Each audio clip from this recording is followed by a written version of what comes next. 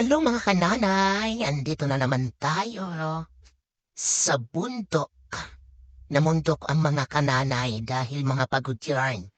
Yan yung mga araw ng kanilang pahinga. Pupunta sa church, pupunta kung saan para mamasyal, makapag-relax ng kanilang mga utak, isitis. Ang ganda ng ang ganda ng lugar na to. Sa itaas ng bundok. Namundok mo ng mga kananay.